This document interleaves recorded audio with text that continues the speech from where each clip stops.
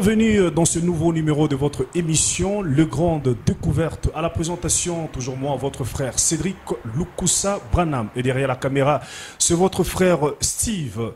Alors, aujourd'hui, nous sommes à la découverte d'un homme de Dieu que vous connaissez bien sûr, le révérend pasteur Zakola de l'église Amen Tabernacle à Johannesburg, Afrique du Sud. Alors aujourd'hui nous allons parler avec lui concernant son appel au ministère.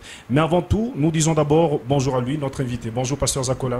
Bonjour frère Cédric, les journalistes, Dieu te bénisse. Amen, que vous bénisse aussi. Comment vous allez? Ah, maintenant, je me porte à merveille par la grâce de Dieu. Est-ce que êtes-vous prêt de parler avec nous sur votre appel au ministère? Non, on est là, je suis prêt à vous répondre. Merci, pasteur Zakola, nous rappelons, pasteur de l'église Amen Tabernacle à Johannesburg, Afrique du Sud. Pasteur Zakola, nous sommes très heureux de vous recevoir dans cette émission Les Grandes Découvertes, une émission du forum Le Gène du Message. Mais d'abord, une question de curiosité, merci. Nous voulons savoir, pasteur Zakola, vous êtes marié ou célibataire?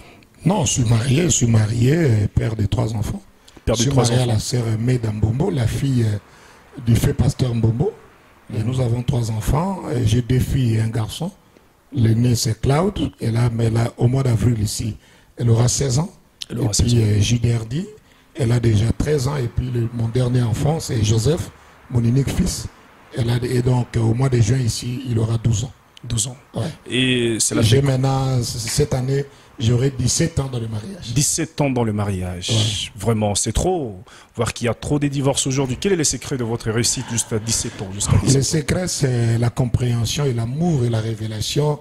Le mariage est basé sur la révélation. Donc, quand on s'est choisi, c'est pour la vie tout entière. Donc, on se supporte et puis on se comprend. Et puis, donc, tu vois, donc on est là, on s'était mariés. Et puis on s'aime, et puis on se supporte dans les épreuves, dans les hauts et dans les bas, et puis on supporte les erreurs. Et c'est comme ça, cet amour-là, c'est ce qui est donc le socle même du mariage et de notre amour. C'est-à-dire l'amour. C'est-à-dire, et comment vous arrivez à gérer vos différences? Est-ce que c'est là où vous êtes déjà arrivé de taper sur votre épouse si elle faisait quelque chose? Nous sommes des chrétiens, je ne peux pas les faire. Frère Branham nous interdit de taper sur sa femme. Moi, j'ai commis les erreurs. Ma femme aussi, je peux lui reprocher certaines choses. On s'assoit, on en parle. Les dialogues entre époux et épouse, c'est ce qui résout nos problèmes. C'est-à-dire, quand il y a des problèmes, vous essayez de vous asseoir et parler. Parler, oui. C'est 17 ans. 17 ans, on parle et puis on se comprend. On va de l'avant. Merci, pasteur Zakola, pasteur de l'église Amen Tabernacle à Johannesburg. Pasteur, aujourd'hui, nous parlons avec vous sur votre appel au ministère. Mais avant tout, nous voulons d'abord savoir comment vous êtes arrivé à croire le message du prophète Branham, et c'est là depuis quand? Le message du temps de la fin. Donc moi, j'étais catholique. Moi, mes parents étaient des catholiques. Tu vois, c'était des mouvanciers. Les Mobutistes là, de l'Équateur, tout ça. Alors, donc moi, j'étais dans l'église catholique avec celui qui était devenu le cardinal, le fait, on l'appelait Monseigneur Tchaou, tout ça, c'est lui qui m'a même consacré dans l'église catholique. Mais la première fois qu'on m'a présenté le message, j'avais 12 ans. J'étais en 6e année de l'école primaire. On m'a présenté le message, j'ai vu la première fois. Quel âge? Et à quelle année? Donc, c'était en 1988, si j'ai une bonne mémoire. On est venu dans la salle de classe, dans l'école catholique. C'est la première fois que j'ai vu la photo de l'ange, de la colonne de feu. Et le même jour-là, frère Cédric, quelque chose dans mon cœur, comme une révélation, me disait que le message est vrai. Mais quand je voulais aller me faire baptiser, mes parents, tu vois, j'étais encore enfant, mes parents m'ont dit non, ils ont interdit. Ils ont même appelé le prêtre pour me conseiller. Mais tu vois, c'était déjà entré dans mon cœur. Jusqu'à ce que quand j'étais au niveau de terminer les écoles secondaires, c'est là où j'étais baptisé dans Angombe, dans le fleuve Congo, par le révérend pasteur Pochi Daniel Botele. Il m'a baptisé dans l'eau, dans le nom du Seigneur Jésus-Christ. C'est comme ça que je suis entré dans le message. Ok, vous avez quel âge? Quand je me suis fait baptiser. Non, votre âge. Maintenant, oui. Au mois de septembre, j'ai maintenant 43 ans. Je suis né le 23 septembre 1976 à Ingenda, à l'Équateur. Et au mois de septembre de cette année ici, j'aurai 44 ans. Pasteur Zakola, merci Pasteur Zakola. Alors nous voulons savoir qui est votre père spirituel. Bon, en tout cas, à vrai dire, voici un peu mon petit parcours. Oui. C'est le pasteur Mpochi Daniel Botele, l'évangéliste, qui m'a baptisé au fleuve Congo, en Gombe. Donc, et puis de là, j'ai volé avec lui quelques mois. Comme mon père était mouvancier, oui. On est parti à Ingine, le pasteur Mboula, on est resté quelques temps. Et c'est là où quand la fidèle est entrée, tu vois le changement du régime, et nos parents avaient fui, ainsi de suite. tout ça là parce que j'avais des grands frères qui étaient les gardes du corps du maréchal Mobutu. Oui. Mon père lui-même était un grand mouvancier. Et tu vois les règlements des comptes avec l'entrée de l'AFDEL là. Je suis venu à Kinshasa pour Dibon. C'est là où j'étais à Riguini. J'ai été dans le ministère 2 ans à l'Équateur. Et à Riguini, le pasteur Barout, il m'a pris. Il m'a vraiment encadré sous son ministère. Donc pour moi, je peux dire que mon pasteur, qui m'a vraiment lancé complètement dans le ministère et internationalement, tout ça, c'est le révérend pasteur Barouti Kassongo de Riguini. Le révérend pasteur Barouti Kassongo de l'église Barouti Tabernacle. Alors, c'est lui, le père spirituel du pasteur Zakola. Ouais, mais c'est lui qui m'a baptisé. C'est lui qui vous a baptisé. C'est lui qui vous a baptisé, c'est le pasteur Mpochi. Oui. Merci, pasteur Zakola. Alors, nous voulons savoir comment vous avez su que vous avez le ministère. Le ministère, quand j'écris, comme Frère Banam, le ministère, c'est un appel divin. Ça vous hante. J'ai commencé, quand j'écris, j'ai commencé, après une année, j'ai commencé à prêcher à l'école, à l'école secondaire, j'ai prêché mes amis, ils partaient, on les baptisait à l'église, dans la rue, dans les bus. C'était en quelle année? Vers 1995. Et c'est là où ça a commencé, et les anciens voyaient les fruits de mon ministère, ils m'ont approché, j'ai tout ça là, et puis c'est là où j'ai commencé à prêcher dans notre église de Mbandaka, dans la grande église d'El Shaddai, j'ai prêché à Ingende, j'ai fait des voyages dans les pirogues, dans les vélos, en train de prêcher partout chez nous à l'Équateur là. Et c'est là où tout est parti. Je suis devenu ministre, reconnu par les anciens, ainsi de suite. Et en 1997, comme je t'ai dit là, avec l'entrée de l'Alfedel, je suis venu à Kinshasa. Et le pasteur Barouti m'a vu, comme le pasteur Mobonga, c'est mon oncle du côté de ma mère. Alors il m'a aussi présenté. C'est là où il m'a pris à Rikini. Là, j'ai commencé à prêcher dans les juridictions, ainsi de suite, et puis dans l'église, dans la grande église de Rikini. C'est-à-dire, jusqu'à ce qu'il m'a pris, il m'a fait un ministre engagé, il louait une maison pour moi à Yolo. Il m'a dit, toi, tu n'iras pas à l'université. Parce que je voulais étudier. Il a dit, c'est fini pour l'université. Il me payait un salaire, hein, $350 par mois. Il avait vu en moi un appel. Et puis, en ce moment-là, j'ai trouvé les aînés, comme les Panzou, le révérend Panzou qui est à Cape Town. J'ai trouvé comme le révérend Racheté Lusanga, le pasteur Belessi qui est déjà parti dans la gloire. C'est comme ça que j'ai voulu avec les autres associés. Parce que Dieu, en ce moment-là, les Kaloum et les Landou et les autres. Parce qu'avez-vous fait l'espérance avec Dieu? Dieu vous a appelé au ministère? Bien sûr. C'est quand et c'était comment? C'est confirmé. Dieu m'a appelé au ministère. Bon, regarde, l'appel au ministère, Frère Branham dit que c'est d'abord, c'est prédestiné. Il y a d'abord la prédestination. On ne devient pas un prédicateur. Donc, Dieu t'a prédestiné pour ça. Et quand tu es né, Dieu doit t'appeler. Après la prédestination, Dieu doit t'appeler. Après l'appel, Dieu doit te oindre. Après l'onction, Dieu doit te placer. Et par rapport à ça, comme tu me poses un peu une question sur l'appel au ministère, laissez-moi un peu essayer de s'étaler là-dessus. Oui. Frère Branham nous dit dans question-réponse du 12 janvier 61, il dit que oui, pour l'appel, il faut que tu regardes tes motifs, tes objectifs. Pourquoi tu prêches? Il faut que ça te hante. Il dit que affermissez votre appel. Il dit parce qu'il y a un petit jeu que le diable peut jouer là. Il peut te faire croire que Dieu t'a appelé alors que tu n'as pas été appelé. Il peut aussi te faire croire que Dieu ne t'a pas appelé alors que Dieu t'a appelé. Alors Branham dit qu'il faut affermir votre vocation. Et là-dessus, il y a au moins 7 choses ou 8 choses, frère, que les gens doivent suivre, les étapes là. Aujourd'hui, les étapes là ne sont pas suivies. Quand même tu as l'appel, tu as été prédestiné pour ça, tu es appelé, tu es loin, tu es là, mais une autre chose de base, c'est que tu dois regarder premièrement, numéro 1, tes motifs et tes objectifs. Pourquoi tu veux prêcher? Pour devenir grand? Pour gagner la vie? Pour gagner la notoriété ou quoi que ce soit? Frère Branham dit que tu dois être comme Paul, que en tout cas, malheur à moi si je ne prêche pas l'évangile. Frère Branham utilise le terme, mais ça doit te hanter. Ça doit te hanter. C'est une vocation dans ton cœur. C'est ça le sacerdoce. C'est un fardeau. Ça dit, Frère Branham dit, peu importe. Oh, les dons, les prophéties, les visions, ou quoi que ce soit, tu prêches, mais qu'est-ce que tu sens dans ton cœur? C'est un appel. Donc c'est ça le fardeau, de gagner les âmes, d'apporter la parole, de ramener la relation entre Christ et les enfants de Dieu. C'est un ministère de la réconciliation. Après que tu regardes tes motifs, et il y a une chose que tu ne dois pas s'échapper à ça. Après que tu as vu tes motifs, tes objectifs, hein, ici, tu dois comprendre, rendre un service à Dieu en dehors de sa volonté. C'est toute une doctrine de Frère Branham. Est-ce que c'est la saison? Et tu dois les faire selon la parole. Or, selon la parole, si tu lis, c'est rangé du côté de Jésus, tu lis même un homme appelé de Dieu, vous allez voir, frère, la première chose, les anciens, ton pasteur doit juger ton ministère. L'ancien doit te regarder et juger ça. Et parce que c'est lui qui va t'encadrer. Après qu'il juge ça, il doit maintenant ici te tester. Est-ce que c'est vraiment l'appel? Parce que Frère Branham dit ce sont les vrais dons qui opèrent à faux, qui détruisent les églises. Il faut supporter les corrections dans cette académie. Et troisième chose, la formation. Tu dois être formé. Beaucoup de gens ne sont pas formés. Allez lire Un homme appelé de Dieu. Frère Branham dit ça peut prendre des années, cette formation. On doit te former. Qui doit vous former? Qui doit vous former? Ton ancien, ton pasteur. Tu dois être formé au pied d'un ancien. C'est biblique si on avait les temps. Même si Dieu t'appelle comment. Mais même Frère Branham a été formé. Vous voyez là? Et puis dans la formation, après la formation, après que tu as été testé, on doit maintenant, donc, ton ancien, tu dois te oindre. Il doit avoir les fruits après que tu es oint, il doit avoir les fruits de ton ministère. Oui, parce que... Est-ce que tu portes les fruits de ton ministère? Comment tu exerces? Est-ce que les âmes sont amenées en Christ? Et tout. Et c'est après là, les fruits dans les ministères, que ton ancien va t'ordonner. L'ordination. L'ordination ne donne pas un ministère. Mais on reconnaît en toi qu'on a vu les fruits, tout ça, que c'est un homme de Dieu. Et c'est là où tu es placé quelque part. Mais avant tout... Si ces étapes-là ne sont pas suivies, ce sont des appels d'occasion, ou des circonstances, ou des profités situationnistes, comme nous voyons aujourd'hui. Alors, répondez à notre question. Avez-vous la confirmation de la part du Seigneur? Moi, j'ai eu des confirmations de la part du Seigneur.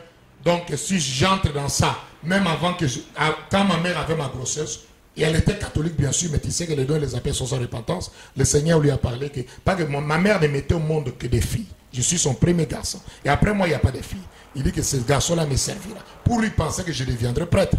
Il me préparait déjà pour aller devenir abbé ou quoi que ce soit. Mais voilà, c'était ça l'appel. Quand j'ai commencé, il y a eu des visions, des prophéties. Vous recevez des visions ou soit on vous disait? Non, on me disait ça. Et moi-même, quand j'ai commencé, je sentais l'appel là que je dois prêcher. J'étais à l'école, mais je prêche. Vous sentez, mais vous n'avez pas eu la... Dieu ne vous a pas parlé? Je suis parti maintenant chercher la face du Seigneur.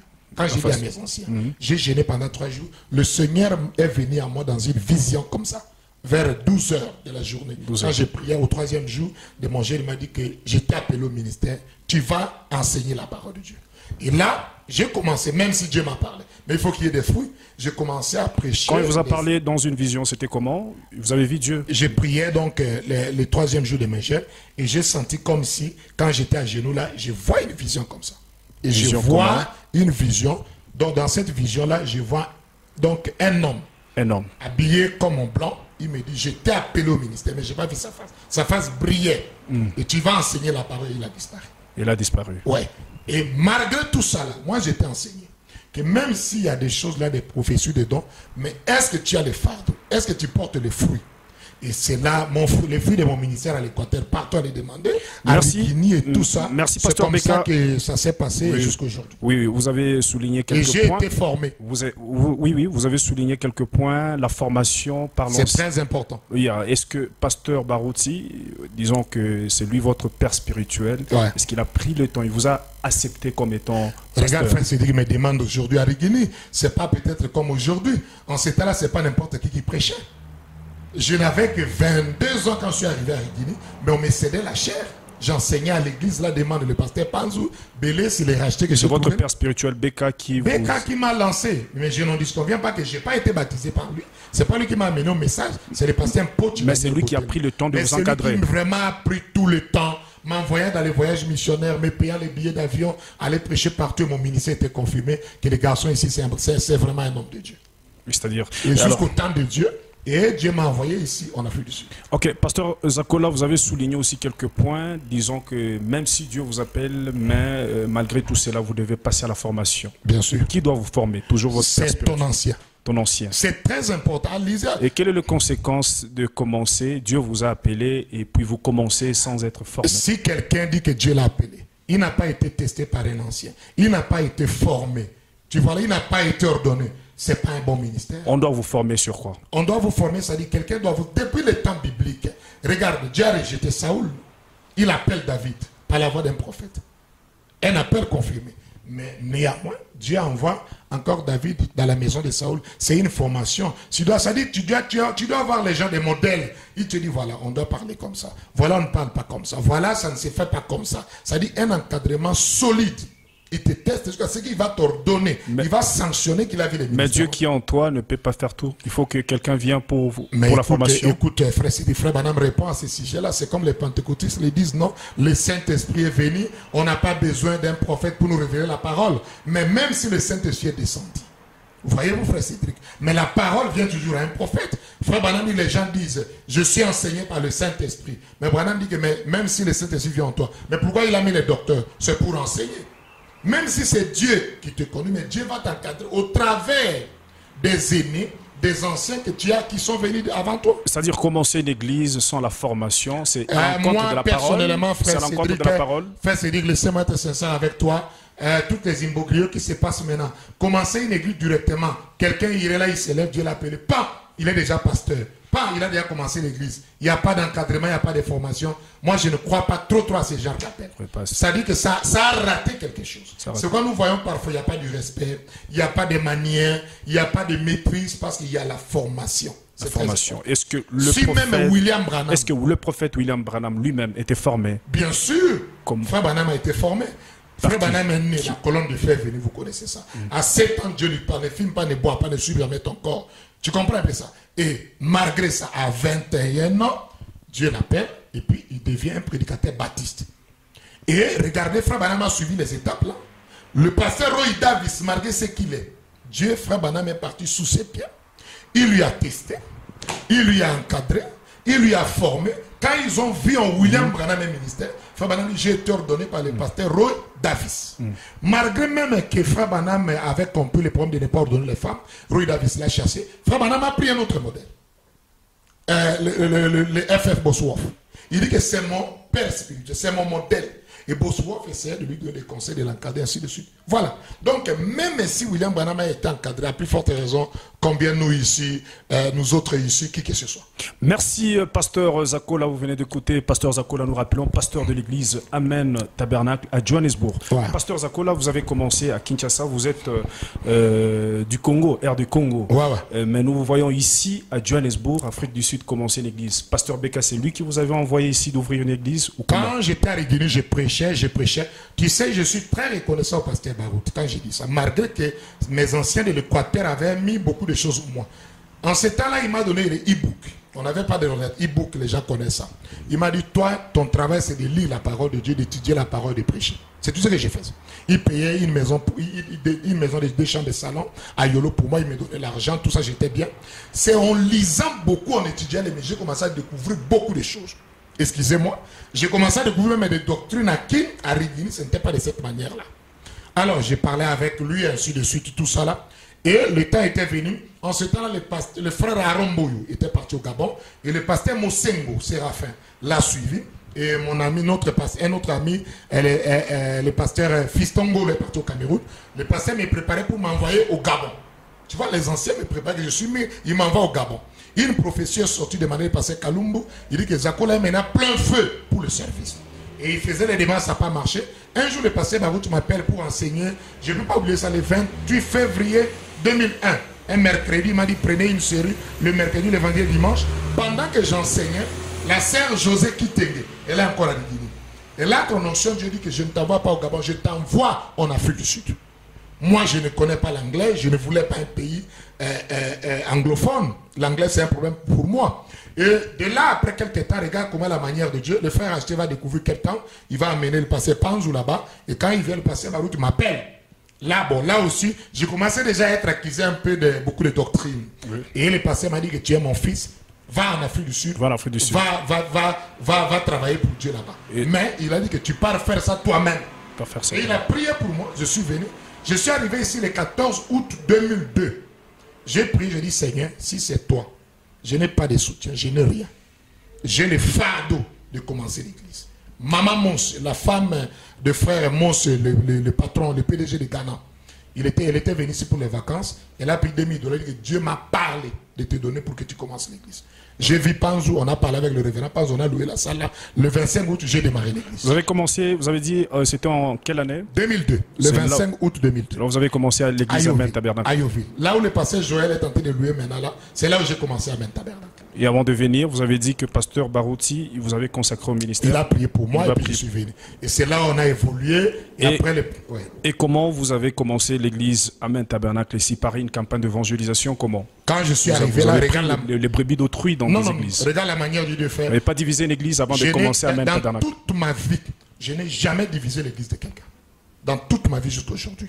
Quand j'arrive le 14 août, le pasteur Joe Daniel, qui connaissait aussi mon beau-père, le pasteur Mbombo, j'étais fiancé avec sa fille, le pasteur Mbombo, il est venu me pour prêcher. J'ai dit que non. Je ne voulais prêcher dans aucune église de quelqu'un. Sinon, ils diront que tu as prêché pour avoir l'influence. Les 25, on a loué la salle là. On a fait les invitations. Et je dois être sincère avec vous. J'avais trouvé un aîné qui était ici avant moi, le pasteur Emmanuel Diabankana. L'église avait eu des problèmes, les gens étaient divisés. Bon, les gens étaient restés dans les maisons, ils ne savaient pas où aller. Et même avant que j'arrive, ils ont donné les témoins, ils ont prié pendant une année que Seigneur, envoie-nous un prédicateur. Quand j'arrive, on a distribué les invitations, les gens sont venus. J'ai prêché ma première prédication là, il y avait beaucoup d'invités. J'ai baptisé 7 personnes. Des païens. C'était des incroyants. Des incroyants, à Yoville là. Et de là, tout est parti. Et beaucoup de gens commençaient à quitter d'autres églises, bien sûr, à venir à Yoville et suivre. Peut-être vous avez prêché quelque chose attaquant d'autres églises pour que le brebis vienne chez vous. En tout cas, pas vraiment dans ce sens-là. Attaquant, non. J'avais une profondeur. Les gens voyaient au moins un ministère. Et puis, pour être sincère, les Congolais, ils allaient souvent chez l'église de Joe Daniels. Les vieux Joe étaient loin et d'autres pour manque de transport. Bon, les gens commençaient à venir, ceux qui me découvraient, ils ont apprécié mon ministère. Ils venaient aussi choisir. C'est comme ça qu'Amen est parti. Et beaucoup de frères sont venus, de Cape Town, de partout. Et c'est comme ça que l'œuvre a avancé jusqu'au jour. Et cela fait combien d'années qu'Amen Tabernacle existe? Amen Tabernacle a commencé le 25 août 2002. Et aujourd'hui, nous sommes en 2020. Donc ça, c'est la 18e année. Si on arrive au mois d'août, là, c'est la 18e année. 18e année. Ouais. Pasteur Zakola nous rappelait encore, pasteur de l'église Amen Tabernacle à Johannesburg, Afrique du Sud. Alors, pasteur, entre parenthèses, nous vous avons vu récemment, vous étiez à Kinshasa, l'air du Congo, vous êtes retourné, vous étiez chez vous, disons. Ouais. Et nous avons vu une photo qui a circulé, bien sûr, sur les réseaux sociaux, où vous avez commencé une église, encore à Kinshasa. Ah, ok. Je ne sais pas, c'est quoi, juste. Non, bon, écoute, je vais être sincère avec toi, mais c'est les journalistes. Quand le pasteur Lys est mort, le docteur Lys, j'étais parti à Brazza pour l'enterrement, tout ça là. J'étais dans ma chambre d'hôtel. Le Seigneur m'a montré un songe en me parlant qu'il faut que tu commences une église à Kinshasa. J'ai douté de ça, je suis revenu ici. Dès que j'arrive, il y a eu une prophétie qui est sortie par Maman Bobo, dans le même sens. J'ai prié, j'ai partagé ça avec l'un des aînés, je ne peux pas te cacher, le révérend pasteur Lifoko. J'ai partagé ça avec lui. Bon, il a dit, ah, si c'est Dieu, il faut que tu mûris ça. Et j'avais décidé d'aller à Kin. C'est lui-même, c'est lui qui a payé les billets. Qui? Le pasteur Lifoko. Pour que vous puissiez aller à Kinshasa. Ouais, il m'a dit, je suis parti et j'ai fait là 40 jours. C'est ma première fois de retourner à Kinshasa, de faire longtemps. Je partais visiter tous les anciens, j'ai visité le pasteur Kalumbu, j'ai salué son j'ai visité le pasteur Barouti, j'ai visité le pasteur Kayumbi, et tout ça j'ai vu. Et puis pendant que j'ai prié, j'ai commencé des réunions de communion, là, dans la parcelle de ma grande soeur.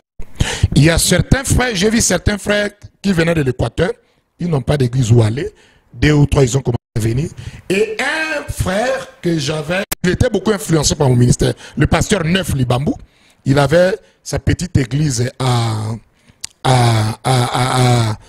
Mombele. Il m'a dit que Dieu lui a parlé, que lui ne veut plus continuer à prêcher. Il ne veut plus continuer comme pasteur, il veut être formé. Et il dit que non, il veut que je sois ma brebis. Il est venu là avec une vingtaine de personnes. C'est là où j'ai dit, bon, je ne suis pas encore sûr. On parlait. Je n'ai fait aucune publicité, aucune chose. Il y a eu 4 païens. Pendant que je parlais seulement dans la maison de ma grande sœur là, qui ont décidé de se faire baptiser.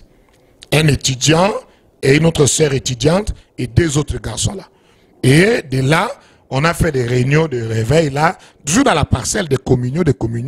Et là, le jour où j'ai décidé qu'on peut prendre une salle pour un peu que je parle, c'est la vidéo que vous avez vue là. J'ai pris une salle là au premier rue. À ma grande surprise, j'ai vu plus de 260 personnes sont venues. Et il y a plus de 100 et quelques qui ont choisi encore l'église, qui ont choisi la prédication que j'avais prêchée là. J'avais pu saisir la vision et le programme de Dieu. Donc là, j'ai dit qu'on se prépare.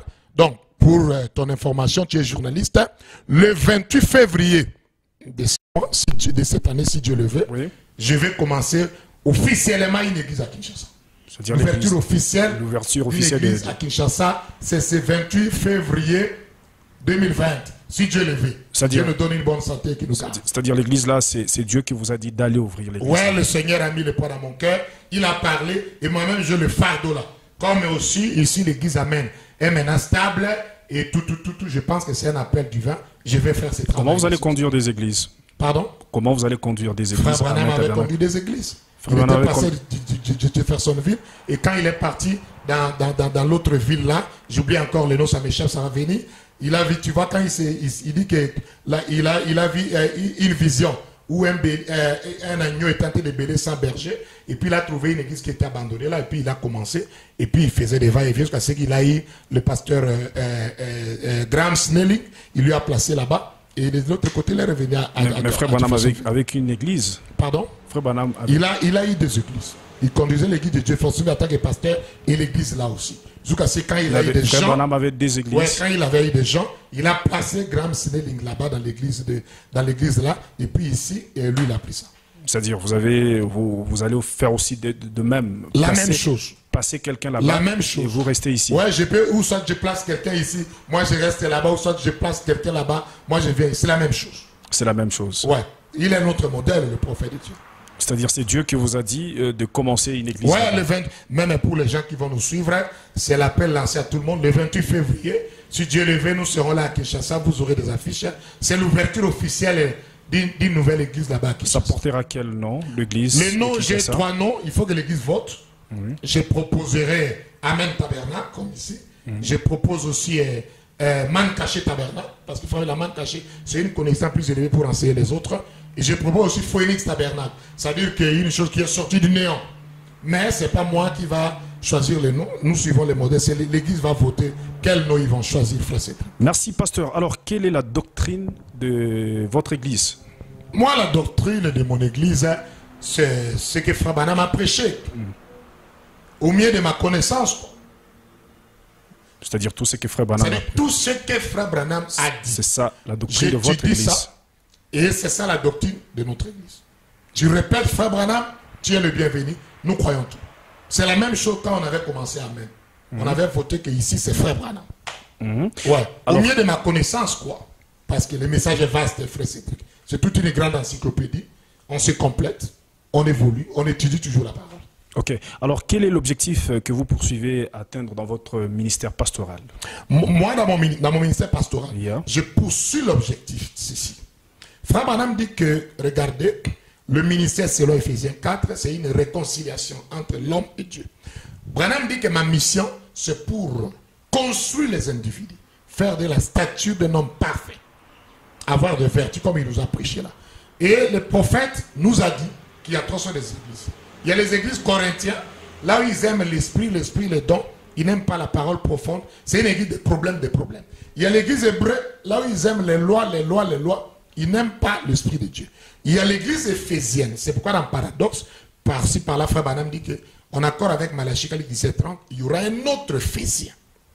C'est-à-dire que l'église qui sera prête pour l'enlèvement, j'aimerais que les gens, je poursuis 3 choses.